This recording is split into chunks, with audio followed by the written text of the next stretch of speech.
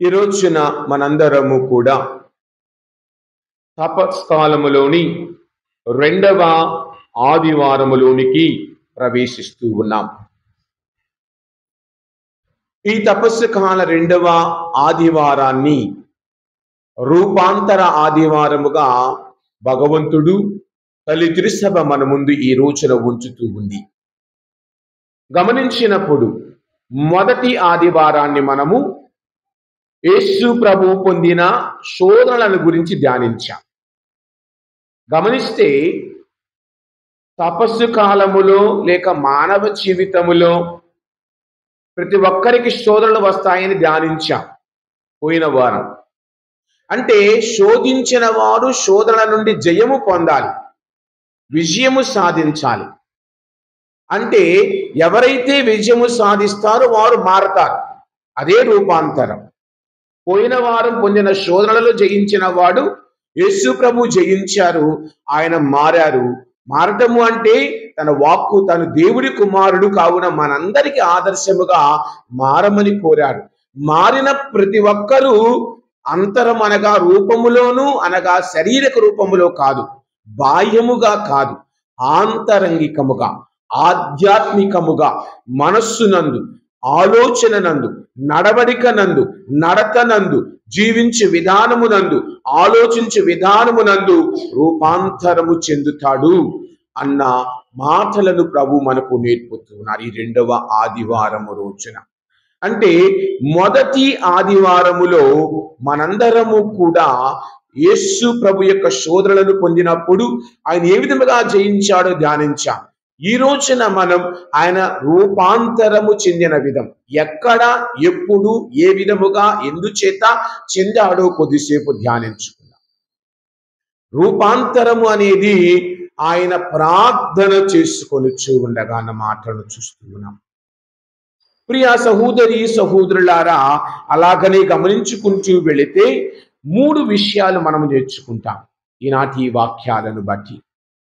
3 విషయాలు. ఒకటి, 3 పర్వతాల వద్ద దేవుడు మనకు 3 మంచి విషయాలు నేర్పుతున్నారు. ఒకటి, మత్తయి సువార్త 5వ అధ్యాయములో ఏమని చదువుతూ ఉన్నాం? 1వ వచనము దగ్గర ఆయన తన శిష్యులతో కలిసి పర్వతమునెక్కి కూర్చుండెను. చదువుదాం. చూచి పర్వతమును ఎక్కి ఇది మొదటి పర్వతం. అక్కడ మనకు ఆయన ఏమి ఇచ్చాడు? అష్టభాగ్యాలను ఇచ్చాడు. అష్టభాగ్యాలు అంటే 8 భాగ్యములు, 8 వరాలు. ఎలాగ మానవుడు జీవించాలి? దీనాత్ములు ధన్యులు, దేవరాజ్యము వారిది. శోకార్తులు ధన్యులు, వారు దేవుని దర్శించురు. లేక అలాగా 8 భాగ్యాలను, 8 వరాలు. అంటే ఈ 8 వరాలను కలిగిన వాడు, ఈ 8 వరాలతో జీవించేవాడు మారతాడు. అది రెండవ పర్వతం అనేది ఈ రోజున. అనగా ఈ 8 వరాలు కలిగిన వాడు జీవితములో ఎదుగుతాడు, జీవితములో మారతాడంటే మొదటి కొండలో ఆయన జీవించే విధానాన్ని నేర్పాడు. అనగా ఈ 8 వరాలు కలిగిన వాడు ప్రార్థనను కలిగి ఉంటాడు, దేవునితో నడుస్తాడు. కావున ఈ 8 వరాలతో, ఈ 8 అష్టభాగ్యాలు కలిగిన వాడు ప్రార్థనలో రూపాంతరము చెందుతాడు. అది రెండవ కొండ. అది ఈ రోజున మనము ధ్యానిస్తుంది. ప్రభువు ప్రార్థనలో రూపాంతరము చెందాడు. ఆయన ముఖము రూపొందినది, మార్పు చెందినది. ఆయన వస్త్రములు తెల్లగా అయినవని వాక్యాలు తెలియజేస్తాయి. అనగా ఈ రూపాంతరము చెందిన వ్యక్తి ఏమి చేస్తాడు? దేవుని మాటను వింటాడు. అదే 35వ వచనములో మనము ఆలకిస్తూ ఉన్నాం. ఏమని? మేఘము నుండి ఒక వాణి ఇట్లు వినిపించాడు, ఈయన నా కుమారుడు, నేను ఎన్నుకొన్నవాడు, ఎన్నిక చేసుకున్నవాడు, ఈయన మాటను మీరు వినండి. ఆలకించటం. ఆలకించటం అంటే అర్థం ఏమిటి? ఆలకించేవాడు తిరుగుతూ ఉంటాడా? మాట వినేవాడు ఏదైనా ఒక ఉదాహరణకు నేను చెప్పేదో, పెద్దవారు చెప్పేదో, ఇంకొకరు చెప్పేదో ఏదైనా చెప్పేటప్పుడు మనము చిల్లర మందరగా తిరుగుతామా? మచ్చతంగా కూర్చుంటామా? ఒక దగ్గర కూర్చుంటాం, లేక ఒక దగ్గర నిలబడతాం, అవతల వ్యక్తి చెప్పేది వింటాం. వినుట అనేది శ్రద్ధను ఇస్తూ ఉంది, వినుట అనేది వినయమును ఇస్తూ ఉంది, వినుట అనేది మనము దేవుల్లో ఎదుగుటకు ప్రయత్నము చేస్తుంది. వినేవాడు ఏమి చేస్తాడు? చిల్లర మల్లరగా తిరగడు. వినేవాడు ఏమి చేస్తాడు? శ్రద్ధను కలిగి ఉంటాడు. వినేవాడు ఏమి చేస్తాడు? వినయము కలిగి ఉంటాడు. వినేవాడు ఏమి చేస్తాడు? జీవితములో ఎప్పుడు దేవుని వైపునే నడుస్తాడు. అంటే ప్రభు అంటూ ఉన్నది వినుడి అన్న దానిని బట్టి చూస్తే, వినటం అంటే ఇదేదో సాదాసీదాగా వినటము కాదు, ఇదేదో వార్తలు విన్నట్టు వినటము కాదు. వినుట అనేది నీ జీవితమునకు మార్పు తీసుకొని వచ్చేదిగా ఉండాలి. అదే కదా ప్రభు దేవుని మాటను విన్నాడు అనగా మనందరికీ ఆదర్శాన్ని చూపాలి. గమనించినట్లయితే హెబ్రీయులకు వ్రాయబడిన లేఖలో 5వ అధ్యాయములో 8వ వచనంలో ఒక వాక్యాన్ని చూస్తూ ఉన్నాం. వినుట ద్వారా ఏమి జరుగుతూ ఉన్నది? రోమీయులకు వ్రాసిన లేఖ 5వ అధ్యాయములో రోమీయులకు వ్రాసిన లేఖ 10వ అధ్యాయములో 17వ వచనం ముందుగా చూద్దాం. వినుట వలన విశ్వాసము కలుగును, వినుట క్రీస్తు యొక్క వాక్కు వలన కలుగును. అంటే నీలో విశ్వాసము పెరుగుతుంది వినుట వలన, నీలో విశ్వాసము పెరుగుతుంది క్రీస్తు వాక్కు వినుట వలన. అంటే ప్రభువు చెబుతూ ఉన్నది రూపాంతరము చెందాలంటే ముందు మనము వినాలి. ఎవరిని వినాలి, ఎక్కడ వినాలి, ఏది వినాలి అన్నది నీవు నేను నిర్ణయించుకోవాలి. వినుట అనేది దేవుని వాక్కును. అందుకే మనము చూసినట్లయితే రోమీయులకు వ్రాసిన లేఖ 10వ అధ్యాయం 17వ వచనం, కనుక వినుట వలన విశ్వాసము కలుగును, వినుట క్రీస్తును గురించిన వాక్కు. ఇదే మాటలను ఉపదేశకుడు గ్రంథం 4వ అధ్యాయం 17వ వచనం తెలియజేస్తూ ఉన్నది. ఒక్కసారి మనము గమనిస్తే వినుట ఎందుకు అవసరమో, వినుట ఎందుకు మంచిదో, ఏదో సాదాసీదాగా గుడికొచ్చాం, కూర్చున్నాం, వెళ్ళిపోతున్నాము కాదు. వినుట అనేది నీకు మార్పు తీసుకొని రావాలి. వినుట అనేది నీ జీవితములో ఎదగటానికి ప్రయత్నించాలి. వినుట అనేది ఇదేదో పాట విన్నట్లు కాదు, కథ విన్నట్లు కాదు. దేవుని వాక్కును వినుట అంటే మనస, వాచ, కర్మణ అన్నిటినీ కూడా, అంటే మన పంచేంద్రియాలను దేవుని ముందు ఉంచుకొని వినాలి. అదే కదా అక్కడ చదువుతూ ఉన్నది. ఉపదేశకుడి గ్రంథం 4వ అధ్యాయం 17వ వచనం, లేదమ్మా 5వ అధ్యాయం 1వ వచనం. కొన్ని బైబిల్లో 17వ వచనంలో ఉండిద్ది, కొన్ని బైబిల్లో 5వ అధ్యాయం 1వ వచనంలో ఉండిద్ది అదే మాట. ఏమని? వినుట. చదవండి అమ్మా. దేవాలయమునకు వెళ్ళినప్పుడు, అది పాత బైబిల్లో ఉంది. కొత్త బైబిల్లో ఏమని ఉన్నది? దేవాలయమునకు వెళ్ళినప్పుడు నీ ప్రవర్తనను. దేవాలయమునకు వచ్చినప్పుడు మనం సాదాసీదాగా కూర్చోకూడదు. దేవుని వాక్యం వినేటప్పుడు నిన్ను పరిశీలించుకోవాలి, నిన్ను నీవు అర్థము చేసుకోవాలి, నిన్ను నీవు దేవుని ప్రణాళికలో ఉంచుకొని ముందుకు వెళ్ళాలి. దేవాలయమునకు వెళ్ళినప్పుడు నీ ప్రవర్తనను సరిచూసుకొను. వాక్యమును వింటూ నేను ఏ విధముగా జీవిస్తున్నానో రూపాంతరము చెందాలి, ఎదగాలి. తర్వాత వచనం, అచ్చటికి వచ్చువారు విధేయతతో వినుటకు రావాలి. విధేయతతో వినాలి.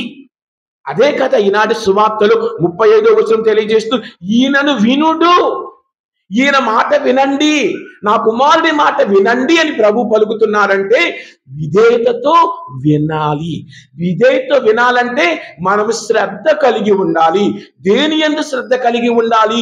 వాక్కునందు శ్రద్ధ కలిగి ఉండాలి, దేవుని యందు శ్రద్ధ కలిగి ఉండాలి, మాట యందు శ్రద్ధ కలిగి ఉండాలి. అందుకే ఆదిలో వాక్కు ఉండెను, వాక్కు దేవుని వద్ద ఉండెను, వాక్కు దేవుడై ఉండెను. ఆయన లేకుండా సృష్టిలో ఏదీ జరగబడలేదు. ఆయన మూలమున మనందరము ఉన్నాం.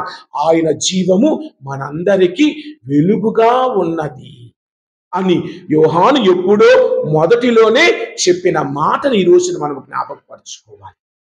వినుట వలన మనందరికీ విశ్వాసము పెరుగుతుంది. గమనించండి, 1వ అధ్యాయములో యోహాను సువార్త 1వ అధ్యాయాన్ని గమనిస్తే ఆదిలో వాక్కు దేవుని వద్ద ఉండెను, దేవుడై ఉండెను, దేవుని వద్ద ఉండెను, ఆ సమస్తమును ఆయన లేకుండా ఏదియును చేయబడలేదు, జీవము ఉండెను, మానవులకు వెలుగాయను అని చదువుతూ ఉంటాం. అంటే ఈ 4 వచనాలలో విన్నది యోహాను సువార్త అంతా వివరించబడింది. మరియ తల్లి 2వ అధ్యాయంలో గమనిస్తే మరియ తల్లి విన్నది గమనించండి. తర్వాత ఆయన అంటూ ఉన్నాడు, 14వ వచనం ఏమని పలుకుతూ ఉన్నది అదే అధ్యాయంలో కాదమ్మా, 14వ వచనం, 1వ అధ్యాయం 14వ వచనం, ఆ వాక్కు మానవుడై మన మధ్య వాక్కు ఉన్నది. అంటే ఆయన మనతో ఉన్నాడు. ఎవరి ద్వారా ఆయన వచ్చాడు మన దగ్గరికి? మరియ తల్లి ద్వారా. అదే కదా 2వ అధ్యాయంలో మనము చూస్తూ ఉంది. మరియ తల్లి ఆయన వద్దకు వచ్చి అడుగుతూ ఉన్నది, నువ్వు వాక్కు కదా, మాతో ఉంటున్నావు కదా, నా ద్వారా వచ్చావు కదా, మాకు ఇది అవసరము. ఆయన చెప్పినట్లు చేయమని 2వ అధ్యాయంలో మనకు మరియ తల్లి సూచిస్తూ. అంటే వినుట నీలో నాలో మార్పును తీసుకొని వస్తుంది. వినుట నిన్ను భగవంతునికి దగ్గర చేస్తుంది. వినుట నీలో జీవమును పెరిగే విధముగా చేస్తూ ఉంది. వినుట వలన వినాలి, వినే మనస్తత్వం మనము అలవరుచుకోవాలి. అదే పెద్దలు అంటారు కదా, చెప్పేవాడు ఉంటే వినేవాడు లోకు అంటారు పెద్దలు కదా. వాడు మనం ఏం చెప్పి ఈ రోజులు అదే జరుగుతుంది. మొన్నటిదాకా ఒకరు చెప్పాం, ఈరోజు ఒకరు చెబుతున్నాం. మన మాటలు మనమే మార్చేసుకుంటున్నాం. అంటే ఊసర వెళ్ళిలాగా రంగులు మార్చుకొని జీవించే రోజుల్లో బ్రతుకుతున్నాం మనందరం. అలాగ మారడు యేసు ప్రభు కదా. నిన్న నేడు ఎల్లప్పుడూ యేసు ఒకే విధముగా ఉండునని ఏప్రిల్కి వ్రాయబడం లేక 13వ అధ్యాయం 8వ వచనంలో నీవు నేను చదువుతున్నాము కదా. యేసు ప్రభు ఎలాగ ఉంటారట? నిన్నను నేడును ఎల్లప్పుడూ ఆయన ఒకే విధముగా ఉండెను. నీలా నాలా అవసరానికి తగ్గట్లుగా మారేవాడు కాదు. కావున యేసు ప్రభు తండ్రికి వినయవంతుడై జీవించాడు.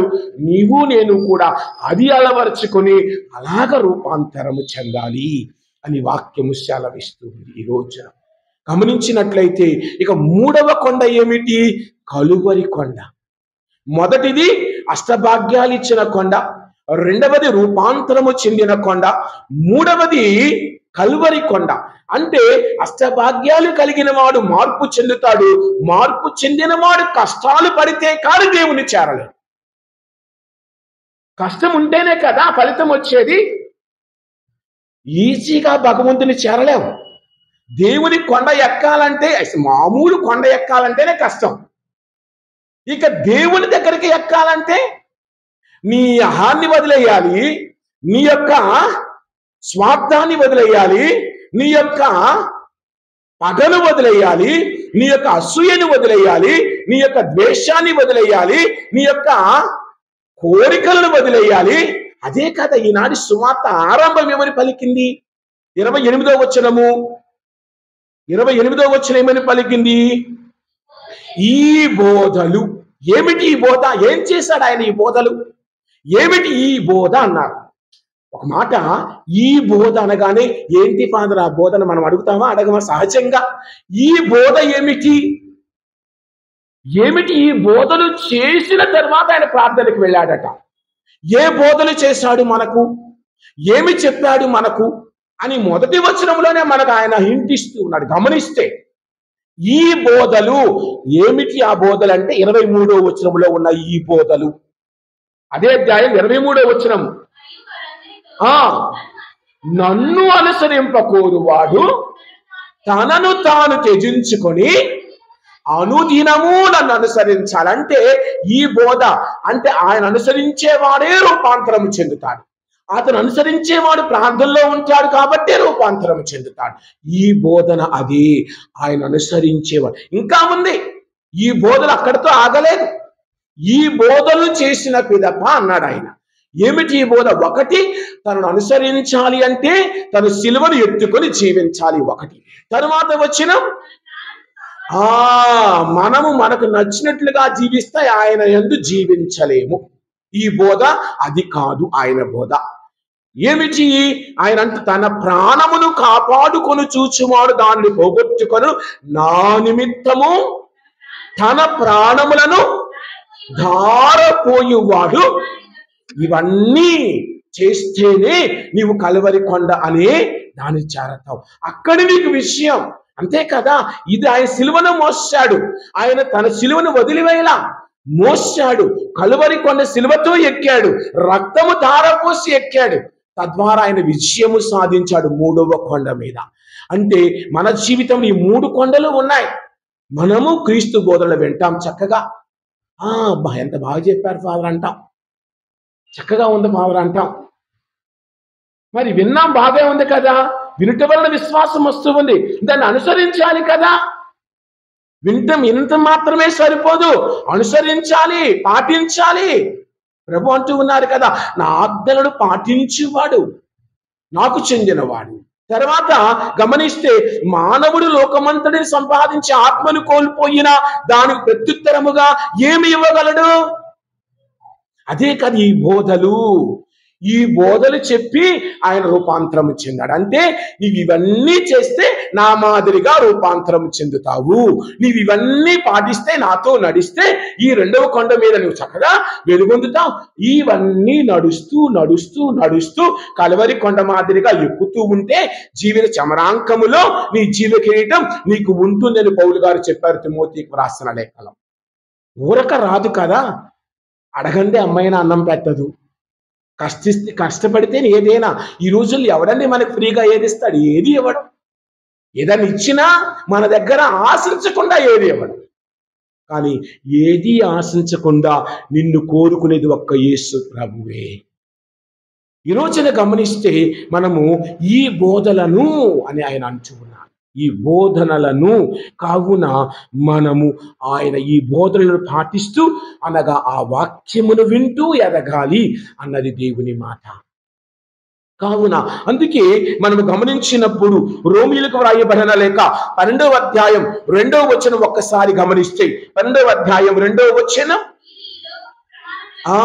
మనము ఈ లోకపు ప్రమాణములను, అదండి, ఈ లోకపు ప్రమాణములు అనుసరిస్తే మనము రూపాంతరము చెందము. ఈ లోకపు మాటలు వింటే మనలో మార్పు రాదు. క్రీస్తు మాట వింటేనే, క్రీస్తుతో నడిస్తేనే, క్రీస్తు వాక్కును గుర్తించి ముందుకు వెళితేనే నీకు నాకు అన్నీ వస్తాయి. ఈ లోకపు ప్రమాణములను మీరు అనుసరింపకుడు, దేవుడు మీలో మానసిక మార్పు ద్వారా నూతనత్వమును కలుగ చేయనిండు. అప్పుడే మీరు దేవుడు మనకి ఇచ్చిన సంకల్పమును, అనగా ఉత్తమమైన దానిని, సమ్మతమైనది మనము చేయగలం. కావున మరి నీవు నేను ఆ విధముగా ఉండగలుగుతున్నామా? ఇక గమనించుకుంటూ కిందకు వస్తే, ప్రియ సహోదరి సహోదరులారా, 2వ కొరింథీయులకు వ్రాసిన లేఖ 3వ అధ్యాయం 18వ వచనం ఒక్కసారి చూద్దాం. ఏమంటున్నాడు? మనము కనుక మన ముసుగులను తొలగించి, కనుక మనము అందరమును ముసుగులు తొలగించిన ముఖములతో ప్రభువు మహిమను ప్రతిబింబించున్నాం. కావున మనం ఎలాగ ఉండాలి? మేకవన్న పుల్లుగా జీవించకూడదు కదా. మనందరి పెద్దలు చెప్తారు, మేకవన్న పుల్లు అంటే మనకు తెలుసుగా. అంటే మేక చర్మాన్ని ధరించి పులులు లాంటి ఆలోచనతో, పులులు లాంటి మనస్సులతో ఇతరులను నాశనము చేసే ఆలోచన. పైకి మాత్రమేమో చాలా సాధువుగా కనబడతాం, గొర్రెల మాదిరిగా, మేకల మాదిరిగా కనబడతాం. గమనించండి, ఈ లోకంలో మనకి అడవి బెర్రలు ఉన్నాయి, అడవి దున్నపోతులు ఉన్నాయి. వెళ్తే మన దగ్గర ఉండే గేదెలు, పశువులే కాదు, కానీ ఎక్కడైనా మీరు అడవి గొర్రెల్ని, అడవి మేకలను చూసారా? అడవి గొర్రెలు కానీ అడవి మేకలు కానీ చూసారా? ఎక్కడా లేవు. ఎందుకు? మేకలు తమంతట తాము జీవించలేవు, ఒక యజమాని వెనకనే వెళ్ళాలి. మనము కూడా మనంతటి మనము జీవించలేం. అందుకే మనల్ని గొర్రెలు అంటారు. అనుకోనియండి, పర్వాలేదు. యేసు ప్రభు వెనుక నడుస్తున్నా మనంతట మనం ఈ లోకంలో జీవించలేం. మనం ఆయన మాదిరిగా నడవాలని ఆయన వెనుక ఉన్నాం. కావున మనం ఎవరేమనుకున్నా ఆయన గొర్రెలమే మనందరం. కావున మేకవెన్న పురులుగా మనము జీవించకూడదు. నిజమైన గొర్రెలుగా, నిజమైన మేకలుగా ప్రభుతో నడవాలి, ప్రభు వెనక వెళ్ళాలి. అది ప్రభు కోరు. మన ముసుగులను తొలగించుకొని ప్రభు మహిమనే ప్రతిబింబింప, ఆ మహిమయే మన ఆత్మకు ప్రభువు నుండి ప్రసరించుచు అధిక మగు మహిమతో మనము ఆయనను పొంది ఉండినట్టు, పోలి ఉండినట్టు చేస్తూ ఉన్నది అన్న వాక్యం తెలియజేస్తూ ఉన్నది. కావున ప్రియ సహోదరి సహోదరులారా, అందుకే ఆయన వాక్యమును వినే బిడ్డగా ఉండాలి. గమనించండి, మన చుట్టూ చాలా కొండలు ఉన్నాయి. రోడ్డు మీద నడిచినంత ఈజీగా మనం కొండెక్కగలమా? కొండెక్కాలంటే కొద్దిగా కష్టం. అలాగని ప్రార్థనలో ఎదగాలన్నా, పవిత్రతతో ఎదగాలన్నా, సోదర ప్రేమలో ఎదగాలన్నా, దైవ ప్రేమలో ఎదగాలన్నా మనము కష్టించాలి, మారాలి, దేవునితో నడవాలి. మన కష్టాల్లో ప్రభువుని అడగాలి, ఆయన దీవించమని. మరి కావున ప్రియ సహోదరి సహోదరులారా, ఆయన అంటూ ఉన్న మరొక విషయాన్ని ఈ రోజున ధ్యానించుకుందాం. అది ఏమిటి? మాట వినండి. అదే కాదు 35వ వచనం, సువార్తలలో 35వ వచనం, ఆ మేఘము నుండి ఒక వాణి, ఈయన నా ప్రియ కుమారుడు, నేను ఎన్నుకొన్నవాడు, ఈయనను ఆలకించండి, ఆలకించండి, ఆలకించండి అని వాక్యం సెలవిస్తుంది. ఆలకించమంటూ ఏమిటి ఆలకించాలి? సామెతల గ్రంథంలో 2వ అధ్యాయం. ఆలకిస్తే ఏమవుతుందో చూద్దాం. దేవుని మాట వింటే ఏమవుతుందో కొన్ని వాక్యాలు చూద్దాం. 2వ అధ్యాయములో 1వ వచనం చదువుకుంటూ వెళితే, నా మాటలు శ్రద్ధగా వినుము, నేను చెప్పే మాటలు ఎంత మాత్రమునో విస్మరింపకము, విజ్ఞాన వాక్కులను జాగ్రత్తగా ఆలింపుము. జాగ్రత్తగా వినుము అంటూ ఉన్నారు. వినే గుణం మనకు ఉండాలి. ఈ రోజుల్లో ఎంతైనా చెప్పమండి చూద్దాం, కూర్చొని వినమంటే చాలా కష్టం. 40 నిమిషాలు ముడ్డి భూమి మీద కూర్చోబెట్టమంటే అమ్మో చాలా కష్టపడతాం. అటు ఇటు ఇటు అటు ఉసికేస్తాం, డాన్సులు వేస్తాం బల్ల మీద. అందుకే మన స్కూల్లో కూడా గమనించండి, 45 నిమిషాలు ఉంటుంది ఒక అవర్ కదా. ఒక అవర్ 45 నిమిషాల్లో ముందు 5 నిమిషాలు అటెండెన్స్ వేస్తారు. గమనించండి. తర్వాత 10 నిమిషాలు నిన్నేం చెప్పారో రివిజన్ చేస్తారు. తర్వాత ఇంకెన్ని నిమిషాలు? అరగంట ఉంది. ఈ అరగంటలో నీకు చెప్పేది 20 నిమిషాలే. మిగతా లాస్ట్ లో 10 నిమిషాలు ఆ రోజు ఏం చెప్పారో చెప్తారు. అంటే నువ్వు వినేది 20 నిమిషాలే. క్లాస్ అంతా నిజంగా చెప్తే 20 నిమిషాలు, 15 నిమిషాలు కరెక్ట్ గా పాఠం చెప్తే మిగతా అన్ని ఆ ఉదాహరణ, ఈ ఉదాహరణ, అది ఇది చెప్తారు టీచర్ గారు. గమనించండి, మంచి టీచర్ అలానే చెప్పాలి. 25 నిమిషాలు ఓవర్ కొట్టినట్టు ఎవడు వెండో. 40 నిమిషాలు. ముఖ్యంగా మ్యాథ్స్ క్లాసు, సైన్స్ క్లాసులో ఒకే ప్రాబ్లం మిస్ చెప్పిద్ది అనుకో. నేను పాలిటెక్నికల్ చేసేటప్పుడు నేను నేర్చుకుంది అదే. ఒకే ఒక ప్రాబ్లం ఆవిడ సొల్యూషన్ ఇచ్చింది. మిగతా అన్ని నిదానంగా మీరే చేసుకోమని. మీకు పాఠం చెప్పదు ఆ రోజుకి. ఒక్క ఫార్ములా నీ మనసులో పడితే చాలు, నువ్వు మా మ్యాథ్స్ పాస్ అయిపోతావు. అందుకే నాకు ఎప్పుడు మ్యాథ్స్లో సెంటమ్సే 100 సైన్స్, మ్యాథ్స్లో, డ్రాయింగ్లో. ఎందుకు? ఒక్కసారి ఆ లైన్ మనకు అర్థమైందంటే మిస్కే మనం ఎదురు చూద్దాం. ఇలా కాదు మేడం, అలా చేయొచ్చు కదా అంటాం. అది వినే దానిని బట్టి, మన ఏకాగ్రతను బట్టి. అలాగనే ఇక్కడ కూడా దేవుని వాక్కు వినాలి. నీకు జ్ఞానము కావాలంటే, దైవ జ్ఞానము కావాలంటే సినిమాలు అవన్నీ వేరే విషయం. దైవ జ్ఞానము నా మాటలు వినండి, నా మాటలు వినండి అని ఆయన అంటూ ఉంటారు. గమనించిన తర్వాత వచ్చిన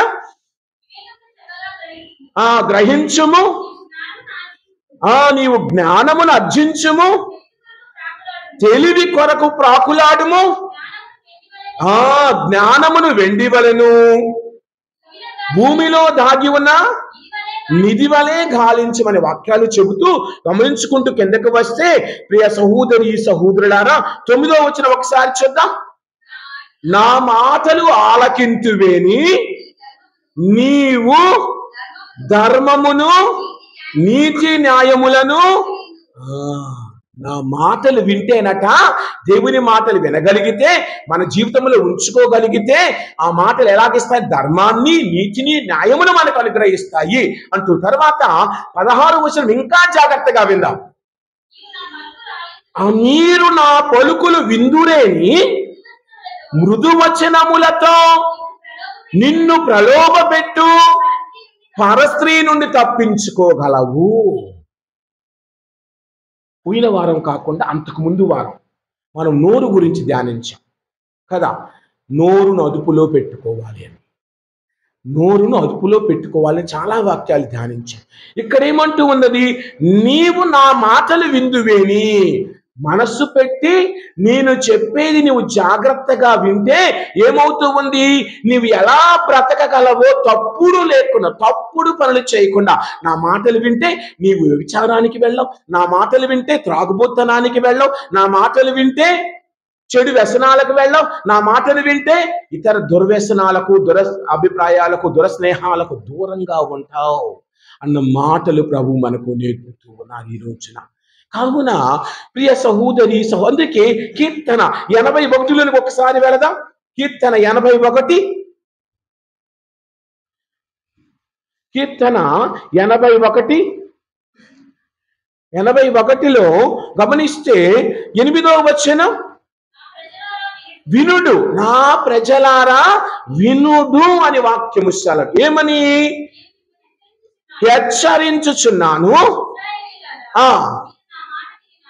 ఎంత బాగుండును, నా మాట వింటే ఎంత బాగుండు అంట. తర్వాత 13వ వచనంలోనికి వద్దాం.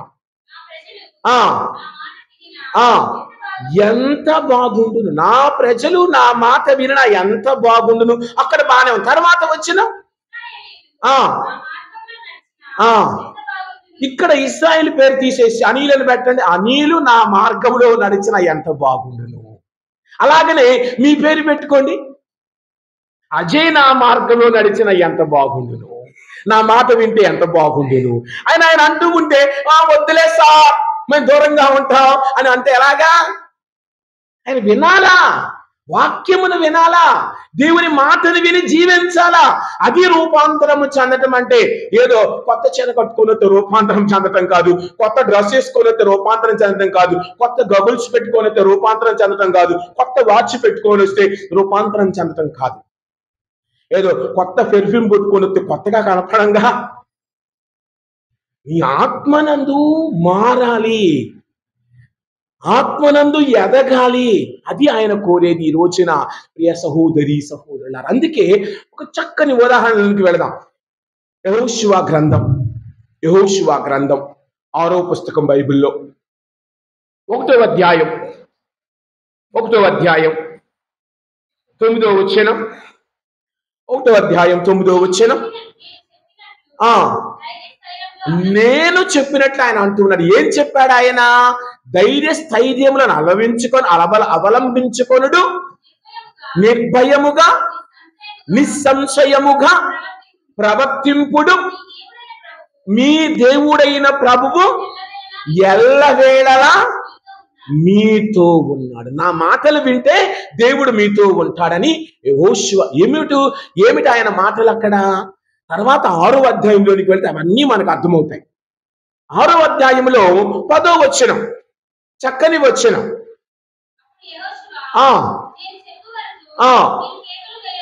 నేను చెప్పు వరకు మీరు కేకలు వేయవద్దు. Silence please. ఒక్క మాట మాట్లాడవద్దంటే అర్థం ఏంటి? మనం హాస్పిటల్కి వెళ్ళగానే వెనకటి రోజుల్లో ఒక చిన్న పాప ఇలా నోటి మీద ఏలు పెట్టి ఎస్ అక్షరం వచ్చి ఎలాగో నిస్సని. ఈ రోజులు ఏమి లేవులేండి. అర్థం ఏమిటి? అక్కడ మనం ఎలాగ ఉండాలి? మౌనముగా ఉండాలి. ఇక్కడ యెహోషువ ఏం చెప్తున్నాడు? మీ కంఠము నుండి ఏ శబ్దము రాకూడదట. మనం ఏం చేస్తాం? గుడికి వస్తే గుసగుసలే ఫాదర్ గారిది, మన దారి మనది. ఇక్కడ వాక్యము చెబుతూ ఉంది, నీ కంఠము నుండి ఏ శబ్దము రాకూడదంట. మన కంఠం నుంచి వచ్చేదే శబ్దాలు, మాటలు కాదు, శబ్దాలు. మాటలు వస్తే ఎంత బాగుండును, కానీ మనకు మాటలు రావే, శబ్దాలు వస్తాయి. తర్వాత వచ్చిన నేను చెప్పినప్పుడే మీరు మాట్లాడాలి. అలాగ మాట్లాడబట్టి వారు విజయం సాధించారు. ఎరికో గోడను, ఇప్పుడు ఈ గోడ ఉందండి, అరిస్తే పడిపోయిద్దా? ఇప్పుడు మనకి ప్రపంచ 7 వింతల్లో చైనా గోడ ఒక వింత. గమనించండి, ఆ గోడను ఎవరైనా చూసిన వాళ్ళు ఉంటే దాని మీద 2 లారీలు 3 లారీలు ఒకేసారి వెళతాయి, అంత వెడల్పుగా ఉండింది. అలాగనే ఎరికో గోడ కూడా అంత వెడల్పైనదంట. గమనించండి, ఆయన అన్నాడు, మీరు నేను చెప్పు వరకు సైలెన్స్ అన్నాడు, మాట్లాడవద్దన్నాడు. వినటమే మీ పని, నేను చెప్పే వరకు మీరు వినాలి, మీరు మాట్లాడొద్దు. అలాగ చేయబట్టి ఏం 20వ వచనం, అంతటా యాజకులు బూరలు ఊదగా, అంతే కేకలు వేయగా, మూరల మోత విని ఆ అర్ధనాదం మనకి పెద్దగా అరవగా గోడ అలా పడిపోయిందంటండి. అరుపులకే గోడ పడిపోయిందంట. కారణం, వాళ్ళు దేవుని మాటను విన్నారు. దేవుని మాటను విన్నబట్టి వారికి విజయము లభించింది. మనం అరవండి, గోడ ఊగితే అసలు ఓటంగా ఏమీ జరగదు మనకైతే. కానీ వారు అరవకనే, యుద్ధనాదములు అరవకనే ఉన్న గోడ ఉన్నట్లుగా అలా పడిపోయిందంట. మరి నీ జీవితములో దేవుని మాట వింటే నీ ముందు అలాంటి కోట గోడ లాంటి సమస్యలు ఉన్నాయా? అలాగ పడిపోతాయి. ఇప్పుడు ప్రార్థనలో యేసు ప్రభు ప్రార్థించగా ఆయన ముఖరూపములో మార్పు వచ్చింది. నీ జీవితంలో ప్రార్థించగా మార్పు ఎందుకు రాదు? వస్తుంది. హన్నా ప్రార్థించగా ఆమె జీవితంలో మార్పు వచ్చింది, మనందరికీ తెలుసుగా. హిజ్కియా ప్రార్థించగా తన జీవితంలో మార్పు వచ్చింది. మరి మన జీవితంలో ఎందుకు రావటం ఇలా అంటే, మన ప్రార్థనలో ఏదో ఒకటి తగ్గింది, మన ప్రార్థనలో. ఏమిటి అది? నమ్మకం. ఏమిటి అది? విశ్వాసం. ఏమిటి అది? స్వార్థం పెట్టుకుని ప్రార్థిస్తూ ఉన్నాం. అది తగ్గాలి. అది ఉండకూడదు. అవిశ్వాసం ఉండకూడదు, అపనమ్మకము ఉండకూడదు. నువ్వు ప్రార్థిస్తే నీవు రూపాంతరము చెందుతావు, నీవు ప్రార్థిస్తే ఎదుగుతావు. అది ఆయన కోరుతూ ఉన్నది ఈ రోజున. అనగా ఈ తపస్సు కాలంలో ఈ యొక్క దేవుని మాటలు వింటున్న నేను ఈ తపస్సు కాలంలో నీవు నేను కూడా దేవుని యందు ఎదగాలంటే శోధనలు జయించిన వారి రూపాంతరము చెందాం. ఈ రూపంలో ప్రార్థనలో భగవంతునికి మరింత దగ్గరగా దేవుని మాట వింటూ ఇంకా ముందుకు వెళ్ళటానికి ప్రయత్నం చేయమని వాక్యాలు కోరుతూ ఉన్నాయి. అలాగ మార్పు చెందిన వాడు ప్రియ సహోదరి సహోదరులారా, అందుకే గమనిస్తే మొదటి రాజుల గ్రంథం 19వ అధ్యాయం 11వ వచనం గమనిద్దాం. 19 అధ్యాయం 11, 12 వచనాలు మొదటి రాజుల గ్రంథములో. ప్రభువు అతనితో, నీవు కొండ మీదకు ఎక్కిపోయి అచ్చట నా ముందట నిలబడుము అని చెప్పాను. ఎక్కగా ఏలియా కొండ మీదకు ఎక్కగా, ఎందుకు ఆయన ముందు దేవుని ఆయన చూడగలిగాడు? దేవుని మాటలు విని దేవుడు చేయమన్నది చేశాడు కాబట్టి. ఏం చెప్పాడు ప్రభువు? నీవు లేచి కొండ మీదకు వెళ్ళుము, అక్కడ నీవు నన్ను చూస్తావు. అంతేగాని ఇక్కడ ఎందుకు కనపడవు ప్రభు అని మన మాదిరి యక్ష ప్రశ్నలు వేయలేదు ఆయన. మనమైతే అమ్మా రేపు రండి అంటే, ఈ రోజు ఏమైంది ఫాదర్?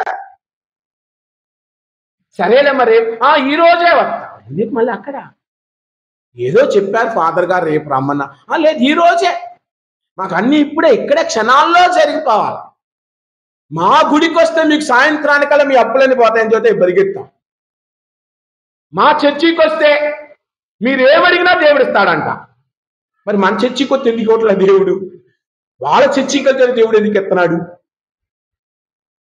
ఎక్కడో లోపం ఉంది కదా, మనలోనో చెప్పేవాడిలోనో వినేవాడిలో ఎక్కడో లోపం ఉంది. ఏమిటి ఆ లోపం? ఒకటి తగ్గుతుంది మనలో, ఒకటి తగ్గింది. ఆ ఒక్కటే మనం పెంచుకోవాలి. అదే ప్రార్థన, అదే ప్రార్థన. ఆ తగ్గిన దానిని పెంచుకుంటూ జీవించాలి. ఆ తగ్గిన దానిని మనం, అందుకే ఆయన ఏం చేశాడు? దేవుని మాట విన్న ఏలీయా దేవుణ్ణి చూడగలిగాడు. మరి నీవు కూడా ఈ రోజున విన్న వాక్యమును బట్టి ఈ బోధనలు చేసిన తరువాత ఏమిటి ఆ బోధనలు? 23 నుండి 27 వరకు మనం చదువుతూ ఉన్నాం.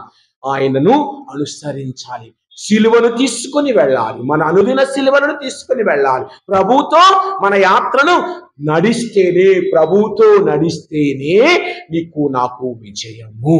అంతేకాని నచ్చినప్పుడు వస్తాను, నచ్చినప్పుడు ప్రార్థిస్తానంటే కాదు. అనుదినము నీవు ప్రభువుతో నడవాలి. అదే రూపాంతరం. నడిచే కొద్ది దూరం ఏమైతే దగ్గరైంది. ఒకసారట ఒక వ్యక్తి ఒక సాధువుని అడిగాడట, సార్ ఈ ఊరి నుంచి ఆ ఊరికి ఎంత వెళ్ళాలంటే ఎంత టైం పట్టిద్ది అని. నీ వెళ్ళలేవన్నాడంట ఆయన. వీడి కోపం వచ్చి అడుగులైపోతుంటే 10 నిమిషాల్లో వెళ్తామన్నాడంట. ప్రారంభించకుండా మనం వెళ్ళలేము కదా. ముందు మనము ప్రారంభించాలి. జీవితంలో ప్రభువుతో నడవాలన్న ఆశతో మనము నడవాలి. ఇక్కట్లు, బాధలు, సంఘటనలు, సంక్లిష్టమైన పరిస్థితులు ఎదురైనప్పుడు కూడా ప్రభువును వదలకుండా నడవాలి. కావున మోషే నడిచిన విధముగా నీవు నేను ప్రభువుతో నడవగలిగితే, మోషే గమనించండి, మోషే జీవితంలో ఆయన ఎన్ని సంవత్సరాలు బ్రతికాడు? దాదాపుగా 120 సంవత్సరాలు. ఈ 120 సంవత్సరాలలో 3 భాగాలు చేయొచ్చు. 40, 40, 40. మొదటి 40 సంవత్సరాలు ఆయన ఎక్కడున్నాడు? ఫరో రాజు ఇంట్లో చక్కగా రాజకుమారుడిగా బతికాడు. ఆయన అనుకున్నాడు, నేను అక్కడుండి మా ఇశ్రాయేలు అందరినీ నేను మంచిగా చేయొచ్చు అనుకోండి, వాళ్ళు కదా నువ్వు మాకు చెప్పొచ్చావన్నాడు. ఒకరిని చంపేయగానే పారిపోయాడు, మాంగారింటికి వచ్చాడు. 40 సంవత్సరాలు గొర్రెలు కాసుకున్నాడు. 40 సంవత్సరాలు గొర్రెలు కాసిన తరువాత దేవుడు అతనికి దర్శనమయ్యాడు. మిగతా 40 సంవత్సరాలు ఐగుప్తు నుండి ప్రజలందరినీ కానాను దేశాన్ని తీసుకుని వచ్చాడు. గమనించండి, ఆయన జీవితం ఊరక రాలా. మోషే ఇంత గొప్ప ప్రవక్త అయ్యాడంటే ఆషామాషిగా కాదు. 40 సంవత్సరాలు ఎవరికి తెలియకుండా గొర్రెలు కాసుకుంటూ దేవునితో నడిచాడు. కాబట్టి మహానాయకుడిగా ఐగుప్తు దేశంలో ప్రజలందరినీ తీసుకొని రాగలిగాడు. మరి నీవు జీవితంలో ప్రభువుతో నడవగలిగే బిడ్డగా, ప్రభు మాటను విని, అదే కదా వచ్చేవారం మనం వినబోతూ ఉన్నాం మోషే గురించి 3వ అధ్యాయంలో ఆ మండుచున్న పొదవ ఉపమానాన్ని వచ్చే 3వ ఆదివారంలో వినబోతూ ఉన్నాం. ఇదే ఈ మాటలే. అంటే నీవు శోధన జయించావంటే రూపాంతరం చెందుతావు. రూపాంతరం చెందావంటే నీలో హృదయంలో మార్పు రావాలి. అదే వచ్చేవారం నీవు నేను ధ్యానించుకోబోతూ ఉన్నాం, హింటిస్తూ ఉన్నా. కావున మరి మండుచున్న పొద వద్ద మోషే పొందిన అనుభవం నీవు క్రీస్తు దగ్గరకు వచ్చినప్పుడు, పీఠము దగ్గరకు వచ్చినప్పుడు పొందగలుగుతున్నావా? ఆయన మార్పు చెందాడు. మాటలలో, నడకలో, నడవడికలన్నిటిలో మార్పు చెందాడు. యెహోషువ చెప్పాడు, మీరు నా మాటలు విని ధైర్యస్థైర్యం అవలంబించండి, నేను చెప్పే వరకు మీ కంఠము నుండి ఒక్క మాట కూడా రా. నా మాట వినండి అన్న. వినుట వలన విశ్వాసము కలుగును, అది క్రీస్తు వలన. కాబట్టి ప్రియ సహోదరి సహోదరులారా, మరి మనందరం దేవుని మాటలు వినే బిడ్డలుగా నడుద్దాం. దేవుని మాటలో ముందు పెడదాం. ఈ దివ్యబలిలో పాల్గొంటున్న నీవు నేను, ఈ పూజలో పాల్గొంటున్న నీవు నేను ఒకసారి ఆత్మీయంగా మనస్సునందు ప్రభువుతో నడిచే భాగ్యం, ప్రార్థన యందు ఎదిగే భాగ్యం, ప్రార్థనలో రూపాంతరం, నడకలో రూపాంతరం, వినుటలో రూపాంతరము చెందే భాగ్యాన్ని భగవంతుడు ఈ దివ్యబలిలో మనకు అనుగ్రహించాలని ఈ దివ్యబలిలో ప్రార్థించుకుందాం. ఆమేన్. పితా పుత్ర పవిత్రాత్మ నామమున ఆమేన్.